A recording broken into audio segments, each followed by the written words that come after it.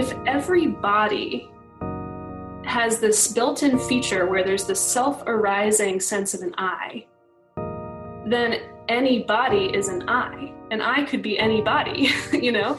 But I think of myself as Caroline Savery, but when I really penetrate that concept, when I really look at, you know, who am I? Who is this I see that it's empty. Welcome to Infinite Conversations. My name is Marco Morelli, and my guest in this episode is Caroline Savery, who is a multimedia artist and writer, and a consultant for democratically organized groups, such as cooperatives and collectives. I met Caroline at a workshop in Boulder, Colorado, on the topic of ownership and art, which she was facilitating. At the time, I was looking for help with the cooperative I was organizing, Cosmos, and Caroline turned out to be the perfect fit as a collaborator. Over the next couple months, we probably had over 60 hours of dialogue, much of it hashing out the structure and identity of the co-op, but a lot of it also philosophical in nature. When it came out that Caroline had some ideas she wanted to share in response to a podcast we both had listened to recently, serendipitously, we recorded the conversation you're about to hear. That podcast was an episode of Buddhist Geeks titled Secularizing Buddhist Ethics, where host Vincent interviews scholar Stephen Batchelor, and they discuss whether and how the Buddhist concept of ethics needs to be disentangled from the early Indian metaphysics in which it arose, to better reflect contemporary Western values and interpretations. As it turned out, that was the last episode of Buddhist Geeks, after a 10-year run, including hundreds of podcasts. So in a way, Caroline and I were seeing this talk as a continuation of that stream of wisdom, which had been a source of inspiration and insight for both of us. Caroline and I have continued working on Cosmos, and this is one of our first productions together. If you like what you hear, you can support this podcast at infiniteconversations.fm, subscribe for updates, and join the conversation in our forum. Also check out our co-op for visionary minds and bodies, or embodied minds, Cosmos Cooperative, at cosmos.coop. This is part one of a three-part series with Caroline Savery on Buddhism and secular ethics. Maybe we should talk, I should say what my relationship is with Buddhism, just context for you, because we're getting to know each other as well, and Buddhist Geeks, and how I know Vince, because it kind of all connects. Vince and I worked together at Integral Institute like 10, 12 years ago, and so that's how we met. And then from there, he went on to start Buddhist Geeks. And so, but I've never considered myself really a Buddhist. And at the same time, I'd say I'm a casual student of Buddhism. But I'm a meditator, and Buddhism has been central to informing my practice of meditation. Mm-hmm. And I've been doing that for 20 years or so. And it's just kind of like what I do. But I wouldn't consider myself a Buddhist geek. But I've been a fan of the show, and I've been a friend of Vince's, and his thinking, his work has influenced me in a number of ways. Like when we did the book club, we called it Lit Geeks, and that was kind of a play on Buddhist Geeks. And so we've been in this sort of meta dialogue in a certain way. I thought, not intentionally, but just in terms of like the play of our respective projects. So what arose for me as an idea is like, wow, if you still want to do podcasting, why don't we continue the conversation in some way? Yeah, absolutely. And in terms of my personal interest in that, I think my years of experience on the Sustainable project, in which I was doing a lot of research, but also a lot of interviewing about people, about how they define sustainability, that gave me certain skills to ask, to lead into deep territory, like with provocative questions. And interviewing in general is actually, it's a Buddhist method as well. The discursive and dialogic kind of aspects of certain Buddhist practices. But yeah, interviewing I find it can produce a trance-like state actually, and really synchronize people's minds. Well, so I happened to listen to the Secular Buddhism podcast, And it was really stimulating to me because I strongly identify with some of what Stephen Batchelor is trying to accomplish with, reminding us that what the essence of Buddha's teachings are about living a good life and really realizing within one's life principles of basic goodness, or the kind of gaining an understanding of basic goodness of being alive. And therefore then it transcends, or in a sense, it doesn't need its religious colorings, its religious inflections to be relevant to a lot of people. And I think, Marco, you're an example of that, somebody who meditates for the benefits that meditation brings into your life. And that's enough, maybe that's all that, that's plenty in terms of cultivating a certain kind of consciousness that benefits you. Right. So I really strongly identify with what Stephen Batchelor was talking about. And I heard some things in there, though, that really brought up for me why that's a compelling concept. And it actually goes beyond secular religious and gets more into what is the nature of our existence in terms of having bodies and minds? Like, what's the role of having bodies, right? So, and I have, I've been vaguely aware for many years now that I might have a distinctly unique perspective on that matter, because before I came to Buddhism, so I came to Buddhism, I should say, in 2010 as a result of having a transcendental experience that shattered me psychologically in some ways, because I couldn't reconcile how real it felt in contrast to the 23 years of life that I had just lived, feeling unreal suddenly. Like, how is that possible? Right? It was very, very upsetting and disruptive. So I came to Buddhism through having that experience and being at the time in close communion with an individual who had been practicing Buddhism for 5 years and was kind of a transformative presence in every social interaction in this particular scene that I was in with him, not just with me, but with others. And so I had this experience, and I knew that he was like the only one who could have understood it. So I immediately went to him and started talking to him about it. And he helped put it in the context of Buddhism for me through sharing texts and speeches and things that really, like, it just made so much sense to me in light of what had just happened. So that's what set me on the Buddhist path. But prior to that, back in 2006, when I was around 1920 and I was in college, I was reading Gödel, Escher, Bach, The Eternal Golden Braid by Douglas Hofstadter. And Douglas Hofstadter is a person who's made his career out of studying artificial intelligence and trying to really understand what is consciousness, what's at the heart of consciousness, along with his colleague Daniel C. Dennett. And they take a secular approach to this, but they're really interested in consciousness and, what makes something conscious versus unconscious and how that relates to computer science and things like that.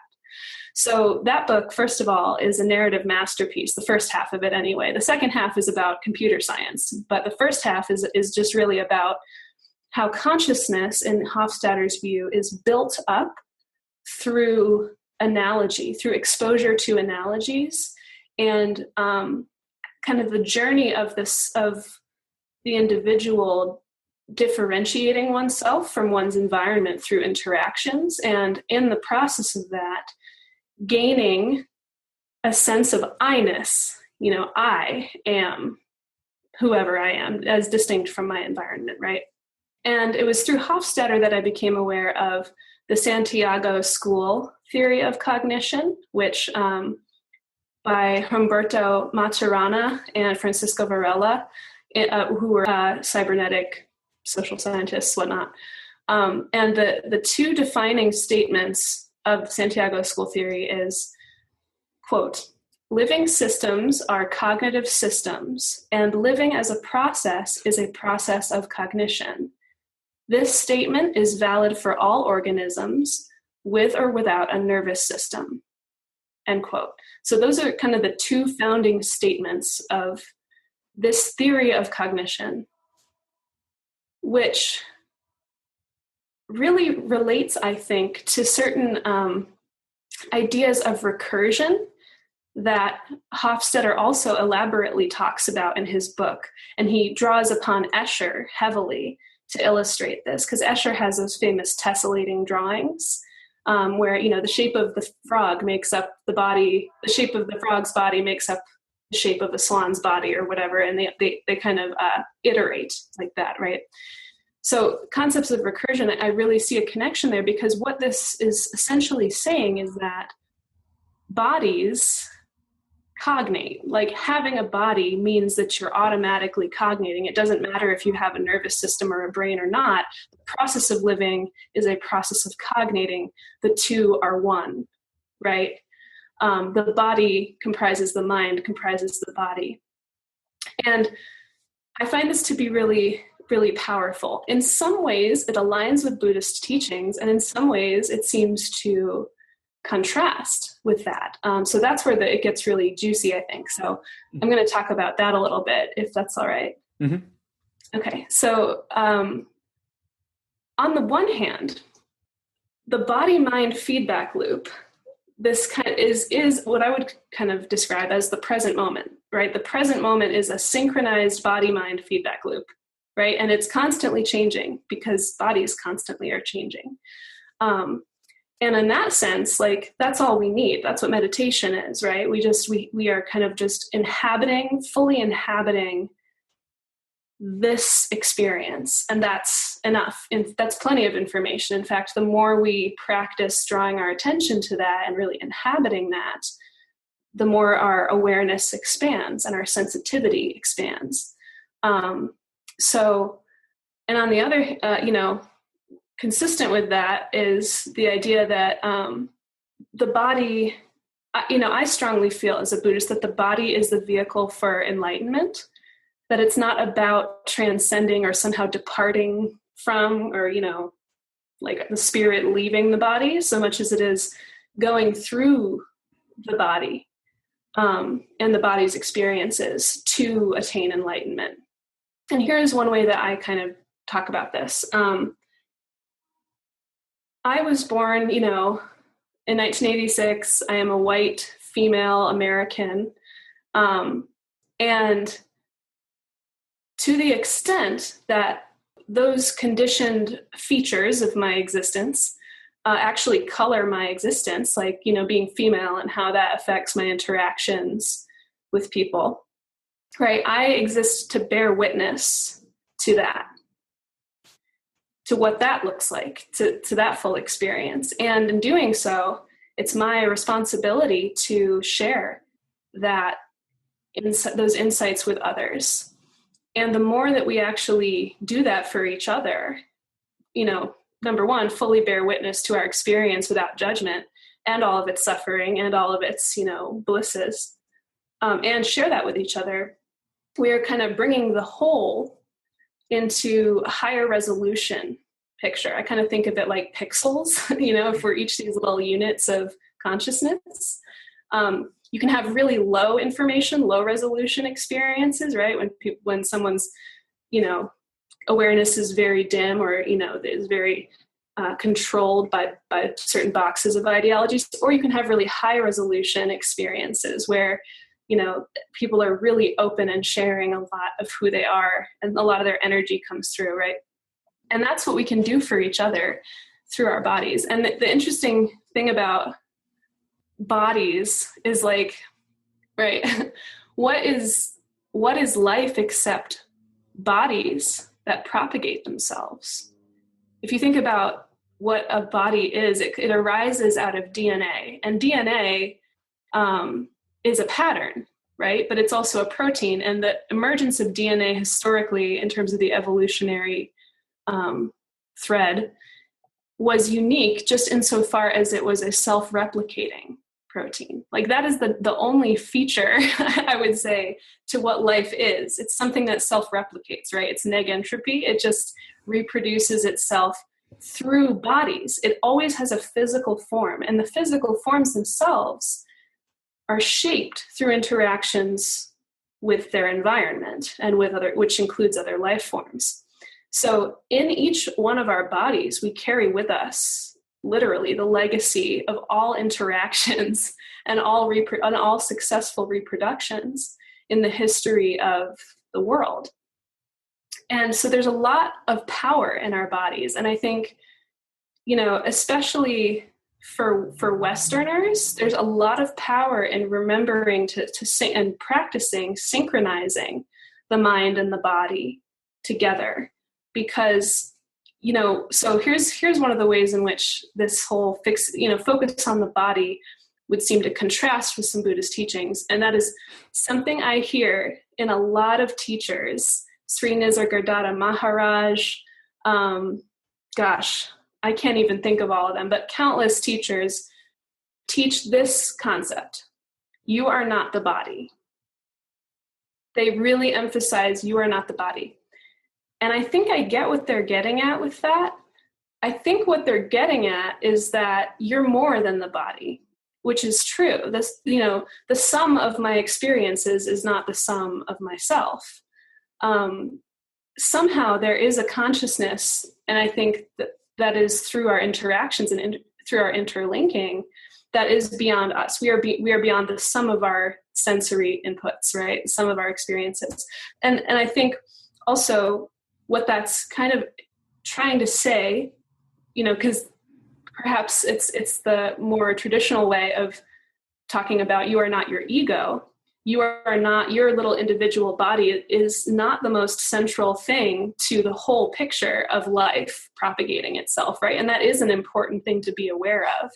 We are, the individual human body, like my own, is just an ant in a colony of life.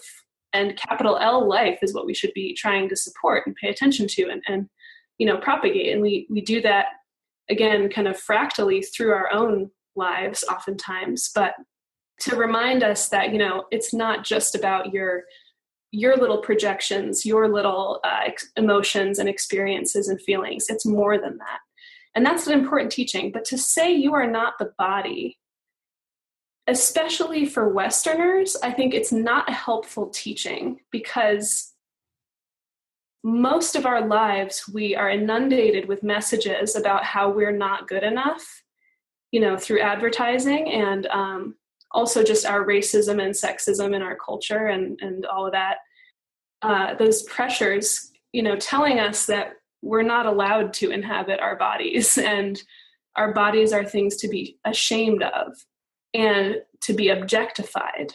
As a woman from a young age, I remember, really internalizing messages about how my body was to be objectified. And so I needed to relate to it in an objectified way, in terms of its appearance and things like that, as opposed to how I felt in my body. It was more about relating to I was a dancer.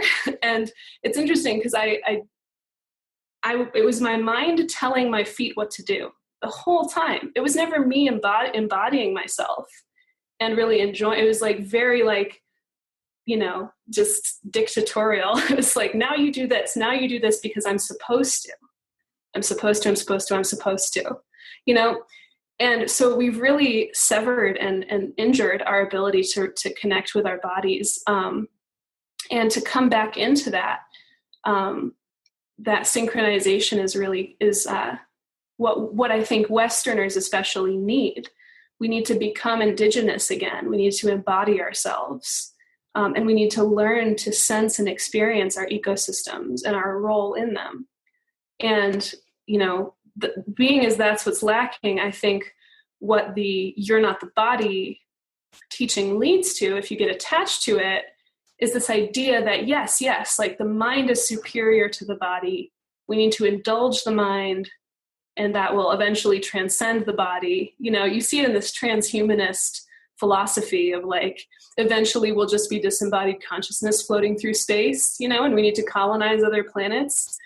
That's an orientation to life that is colonialist, but there's another orientation to life that's indigenous. And it says you belong in your bodies.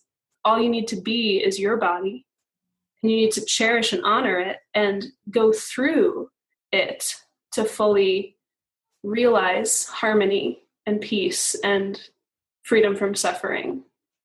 So I think there's this subtle distinction that doesn't quite get made effectively all the time, which is that it's true that you're not your ego, and that, in fact, tapping into consciousness that transcends your little self and is actually, a complex of other beings' consciousnesses and other patterns interacting with you. Tapping into that is important. But that means you're not your ego. It doesn't mean you're not your body. So in essence, what I think is really powerful about Santiago school is that it says that your body is all you need, to awaken. And in fact, that we are all proto-Buddhas, right? Which is another teaching of the Buddha. We're all Buddhas because every body has an inborn drive to self-awareness, to understanding what is the self truly in relation to these other phenomena. So yeah, what if we were just bodies? Just bodies who were like ants, little manifestations of a pattern of life, and the pattern that is life, especially now with the ecological crises that we're facing at a global scale. That's what deserves our full attention, and our full commitment of our lives, is to really honor the conditions for life. And actually that gets to my unique idea of what karma is, that I don't know that anyone else shares. So karma, people, traditionally interpret as, well, it means cause, right? It just means cause, but people often interpret it as to be related to reincarnation. The sense that there's some essence of who you are, and when that essence acts in wrong ways or hurtful ways, that is going to come back to you for you to face and for you to reconcile, whether it's in this lifetime or another lifetime. My sense of reincarnation and karma is that if every body has this built-in feature where there's this self-arising sense of an I, then any body is an I. And I could be any body, But I think of myself as Caroline Savery, but when I really penetrate that concept, when I really look at, who am I? Who is this I see that it's empty, and Hofstadter reinforces this in his own writing. It is empty. It's this complex of, habitual responses and, kind of ingrained information, but it's empty. I'm really just at this flow of consciousness. So, the I is empty, but yet there's this persistent illusion of the I, which every body, particularly sentient bodies, have to deal with and have to work with. So if I could be any I, then when the next time that I am a body, right? The next time that I'm experiencing I-ness, I could be in any body. And if we're leaving, anti-life conditions for other bodies to be born into, then they're going to suffer incredibly greatly. And I think that is what Stephen Batchelor is hitting at when he talks about ethics, Buddhist ethics, and the idea of what are we leaving for future generations, future us's, future I's, future me's, because we all have that experience. And so to reduce, and actually the sense of an I is the root of suffering. So, when we orient towards, as I do, I've made this all began with kind of sustainability and environmental consciousness, and it turned into a Buddhist consciousness. But what it comes down to for me is I need to be acting in ways that contribute to life's flourishing, capital L life. So it might not be my personal life or whatever, but at the same time, I am a life form and I'm rooted in an ecosystem, in a place, and I'm rooted in these interactions. And so I need to act in ways that enhance the generative or regenerative capacity of my local and also global, because we are globalized citizens at a certain point, to enhance the capacity for life and the conditions for life to be happy and to flourish. Because next time I'm an I would like it to be a less suffering full experience, right? And we have, so that's where that environmental consciousness comes in to play. But we have that opportunity if we really, situate ourselves in our bodies. And I think that there's a lot of joy and liberation in saying, I am my body. This is my precious experience. This is my precious self-arising phenomena of I-ness, like it's not anyone else's, right? And also I don't need to transcend that. I can go through that. And I don't know, for me, that's essentially what bodhisattvas are. They're people who stay behind, right? As opposed to turn into some disembodied consciousness that's free from suffering. They stay behind in human form, right? And they commit their lives to helping others. And in Buddhism, sometimes you get a sense that it's not that they're less enlightened, but that they're choosing to suffer more because they choose to stay behind. But I think I strongly, this Santiago school concept really, really influences me, because it's that's not, it's actually choosing to live in a beautiful way, because, maybe all we are is these bodies. Maybe consciousness, in other words, is deeply rooted in our bodies, and our bodies are deeply rooted in the heritage of life, reproduction, and evolution over time. And we need to honor those conditions and the whole of that, and honor ourselves. And we don't need to not be the body, in other words. I don't know. That's well, let me ask you this then. Yeah. And I could probably give a whole spiel on context for the question, but I think I'll just go into it. Mm-hmm. What is your understanding of cognition? Because that's the one term in this that doesn't feel right in my body. And perhaps that's because my understanding of the term is mental, or in other words, I associate it with a mental type of understanding of something, to cognize something. The word, or the etymology of the word, I'm not, a philologist, so I couldn't really go all into it, but I know it comes from cogito, for thinking, where I think. Descartes' famous, cogito ergo sum, I think therefore I am. And so to cognize something seems to be to think it in some way, so to have some mental grasp of it.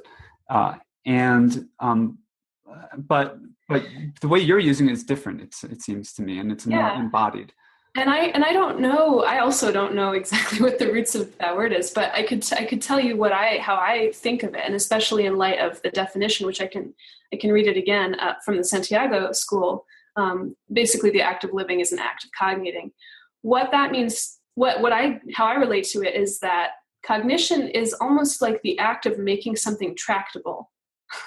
We use our minds to do that because we have nervous systems, but a thought is just making things tractable, something that, and what that means to me is you can do something with it, and so it's very rooted in doing and being.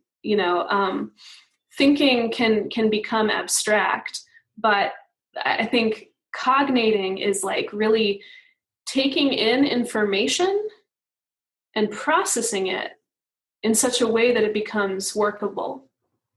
And I think in meditation, in our journeys as human beings, that's what we're essentially trying to do with information. We're trying to, past experiences should only be with us insofar as they're still instructive, right? If we're living in the present, but a memory from the past comes up, to me, that says something in that memory was not fully processed. I didn't fully take away what I needed to, or else it wouldn't be reemerging. Or maybe I'm triggered by an emotional moment that reflects an emotional moment of the past. So it's just kind of an automatic association. But for a moment of a memory of a past experience to really stick with me, something may not have been digested. And actually, that's how I think of trauma and PTSD as well. That, there you have an embodied experience that your mind fails to adequately digest. And so it just is this tortured aspect of your life that there's this part of you that cannot understand, cannot piece together how it could have happened that thing happened to you. It just can't reconcile it, right? So for me, cognating is about reconciling. Does that make sense? Yeah. I realized that to interpret the idea of cognition on a mental level only is really the mistake. And whatever the etymology is, which I think is not insignificant, I think the echoes and the resonances in our language partly reinforce patterns of feeling. Yeah, absolutely. And behavior. So I think it's important to pay attention to that, because like say a word like cognating, for me, and this is partly just a sensitivity to language that, I and others share, but not everybody necessarily shares. Like they just see it as a word, not like as, this kind of rich cluster of associations and stuff. Mm-hmm. But when the word cognition suggests more of a mental, I think of like a cog in a machine. So I start going into more of a mechanistic type of, state of mind or flow or kind of, I want to talk about that. Okay. Because first of all, the Santiago school theory is pretty provocative to say living is an act of cognating. So it is very rich to just like sit with that. And what does that even mean? So yeah, that's, but like I said, I came upon that even before Buddhism, and I can't let it go because it resonates so true to me on some level that even if some Buddhist teachings seem to contradict it, I can't let it go. I really believe that that's true. And it's a big part of how I look at life. But anyway, they also say, that even without a nervous system, living is an act of cognating. What does that mean? Mm-hmm. Even if you can't think, how do you cognate? Mm-hmm. And here's how I think about it. We take shapes to fit our environment. Literally, bodies take shapes to fit niches in the environment. That has to do with the evolutionary advantages of having a beak or having eyes, or really, eyes that are sensitive to this spectrum of light versus that spectrum. These bodies are this, again, this capturing of energy and turning it into something that takes shapes in the environment. And what is an environment but a matrix of both living and non-living things? So we take shapes to fit our environment. Humans are interesting because we shape our environment to suit ourselves, but we are also products of biological evolution. There are advantages to having thumbs, right, and hands and walking on 2 feet. So we are a product of that process as well.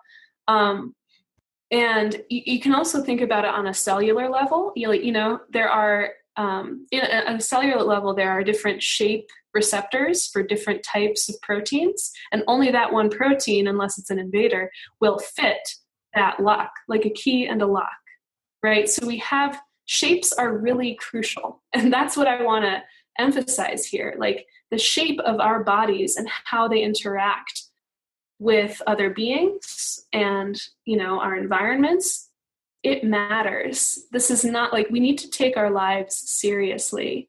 When I get in the car and drive somewhere, I'm producing more carbon dioxide through the burning of fossil fuel than I would be if I biked. That is a real choice. It really affects real living beings and future living beings. And we need to bring our consciousness even to that level of how we're causing karma and interactions with other beings. And when I think about, so in Buddhism, there's the concept of Shambhala, or the enlightened society. Have you heard of this? Mm-hmm. Yep. Okay. When I think about what Shambhala would actually look like, first of all, it would be human beings living on Earth, not some celestial sphere of angels. I don't know. It would be humans living on Earth. But it would be humans who practice awakeness, first of all. That's a condition of being able to maintain a harmony. But the key feature of what the society would look like is harmony. And to me, what harmony is fitting, right? Different tones, maybe different vibrations, different shapes, but they fit. in a consonant way. In fact, they enhance one another, through like a symphonic moment where there's multiple voices, but they harmonize. Harmony to me is the key feature. And what that speaks to is a really special ability to fit into our environments. And when we are acting selflessly, when we're detached from our egos, when we're detached from my desires and my fear and my craving, right? And we're just like letting all that go and being having equanimity, we're kind of you could describe that kind of as being in a flow state where you're just in this dynamic living process of all of your moments, of all of your interactions. That's harmony. That's harmonizing selflessly with your environment, And so to me, that speaks to being indigenous too, like learning what your role is, what sound you need to make in the orchestra, and finding that harmonious point where you really are enhancing everyone you're interacting with's life, Mm-hmm. Yeah, that's really beautiful. I have to say, first of all, that's a beautiful vision. And I also see how it relates to Stephen and Vince's talk, and how it relates to more of a, let's say, secular understanding of Buddhism, or of awakening, or of enlightenment, or of realization, insofar as it's not necessarily based on a particular metaphysics that, say, stipulates the body being separate from reality, or stipulates that the self is not the body. I don't think that is really what the Buddha is saying either. I mean, I'm not a Buddhist scholar, but my sense of it is probably more closely aligned to Stephen Batchelor's sense, which is that what he was talking about was living a good life, that sort of ethical orientation towards promoting and enhancing a sense of harmony, and that the practice and the specific teachings that either the historical Buddha has made, or that subsequent teachers have made in this particular lineage or tradition, have been about teaching a certain way to manage or make tractable, as you put it, the feedback loop between experience and embodiment and cognition. Infinite Conversations is a production of Cosmos Cooperative, a creative co-op for visionary minds. We're a community of writers, artists, thinkers, and conversationalists who are dedicated to cultivating the life of the mind. We host public dialogues, organize reading groups, publish an online journal called Metapsychosis, and produce podcasts like this one. You can sponsor this podcast through your Cosmos membership, which also lets you participate in live events and start your own conversations in our forum. If you're the kind of person who loves diving deep into the living waters of philosophy, literature, art, media, politics, technology, consciousness, and all that kind of thing, and could use a platform that's all about supporting your creative work and intellectual life, then check out the co-op. Visit cosmos.coop to learn more. We'd love to have you as a member. Of course, you can also subscribe to Infinite Conversations on iTunes and wherever else fine podcasts are served. And be sure to sign up for our email newsletter at infiniteconversations.fm, where you can comment on this episode and find other quality podcasts as well. This is Marco V. Morelli signing off. Thanks for listening.